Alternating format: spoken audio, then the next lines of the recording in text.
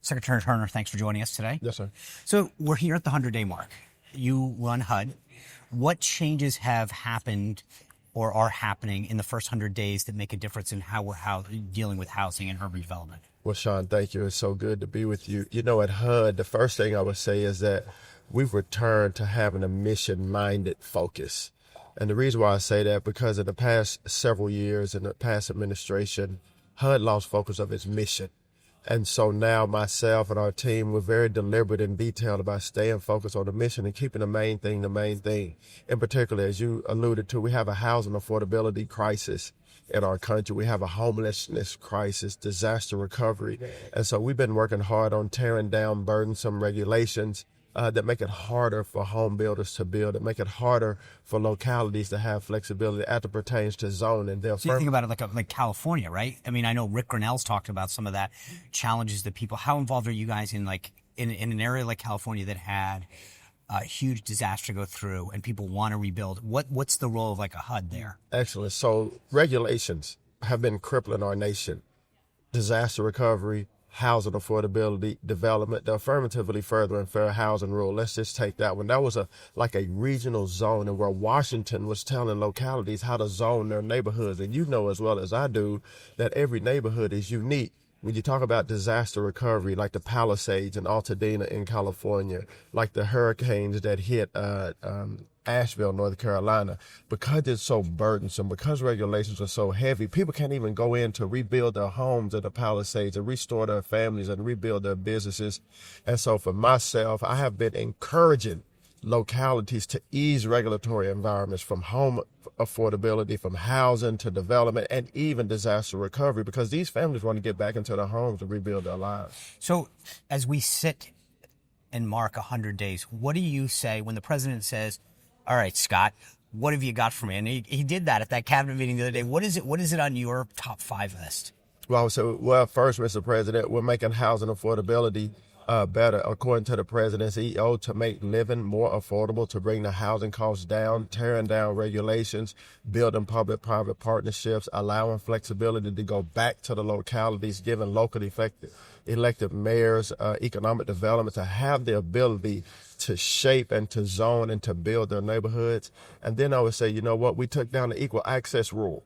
Equal access rule is restoring biological truth back into our government, restoring biblical truth back into our government. What does that mean? Explain that. So that means that any HUD-funded facility, including a housing or homeless shelter, they have the ability to give services to those who are coming in according to their sex at birth. If you're born a male, you're a male. If you're born a woman, you're a woman, a female. And so we took the equal access rule down that says that if you're a transgender male, for instance, you cannot enter into a HUD-funded facility where females are there. And a big reason, Sean, that they're there is because they have gone through domestic violence. They've gone through abuse.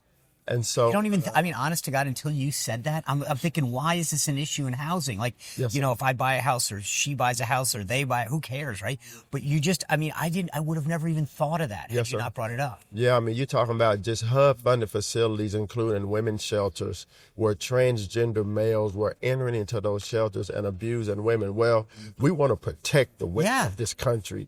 And then also, Mr. President, we also found over $2 billion in savings at HUD, $260 million just in contracts, $1.9 billion in misplaced funds that we deobligated and returned back to the Treasury. We restored HUD VAST, $2.2 million to homeless veterans. And so we have been very active at HUD. Holy shit. And the funny thing is, when you say this, as a guy who was the White House press secretary that talks about politics all the time, this is the first time I'm hearing this.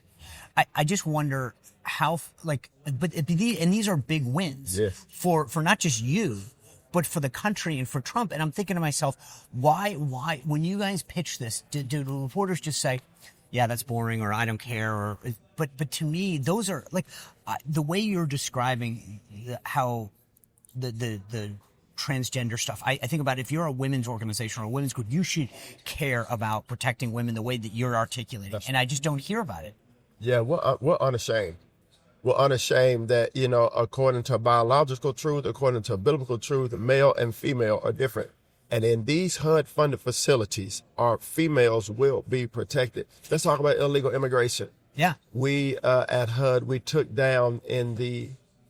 signed the MOU with Secretary Nome at Department of Homeland Security to make sure that American people are not only a priority, but our only priority when it comes to receiving HUD-funded housing. So illegal aliens no longer can receive funding to live in HUD-funded housing. Well, but for a lot of people, I think they're finding that just insane that you could. So is it in the previous administration, did you not have to be a citizen to get HUD funding? You did, but they didn't enforce it. Okay. You know, so let's say for FHA, HUD-backed mortgages, FHA loans, there was a section that said non-permanent residence category.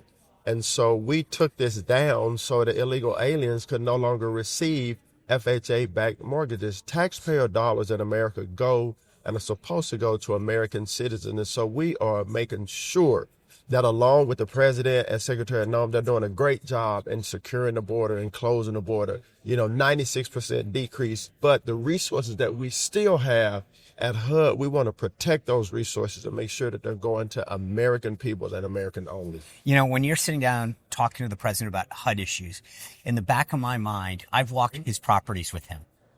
And the guy's a builder at heart, right? He's pointing it out to different folks. Change that. I want that mirror replaced. I mean, he is a builder. Yes. How does that impact your ability to do your job? Because this is a guy who when you talk about housing and facilities and building and like this is in his DNA. Yes, and so and he's also a person of excellence. And he wants to make sure that the American people that we serve are living in places, that are striving for excellence. And so as the HUD secretary and the steward of this agency, that's my job. And that's also my desire, is to make sure that when we have people in America, American citizens living in HUD-funded houses, that those operations are operating at a point of excellence. And I can tell you, at this point, all of them are not, but we're going after each and every one, taking inventory to make sure that we're very detailed and deliberate according to the president's leadership and the leadership of myself and our team at HUD, that the American people are served well. You mentioned some of these savings that you guys have found.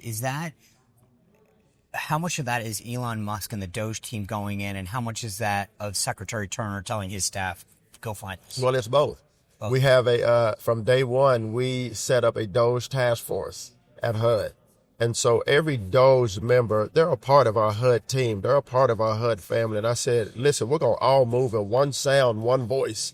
And so whether you're coming here from Doge or whether you're an employee of HUD, everybody is on the same team. And so we've had a great working relationship to find over $2 billion in savings for the American people. You know what? You have to be intentional, Sean. You know this. You have to be intentional about finding waste, fraud, and abuse. And I believe that's our responsibility. So the last thing I just want to ask you is that when Elon Musk, if he departs the government, does that effort and does that endure? Does Secretary Turner say, hey guys, Elon's gone, but the mission and the work still continues? Yes, we still, because whether Doge is there or not, we still have to be good stewards over taxpayer dollars. Yeah. Doge has been a great enhancement and teammate and help for that. But our mission is, again, to take inventory of every program office and to be detailed and deliberate about every dollar that goes out of HUD's door. Because, Sean, at the end of the day, my job is to make sure that we maximize our budget and serve the people we've been called to serve. Secretary Turner, thanks for spending time with us today. Congratulations on a great 100 days. And Thank you. Stay in touch. All right, All right, man. Thank you so much. Well, if you enjoyed this content, make sure to like this video, subscribe, and click the notification bell to get more.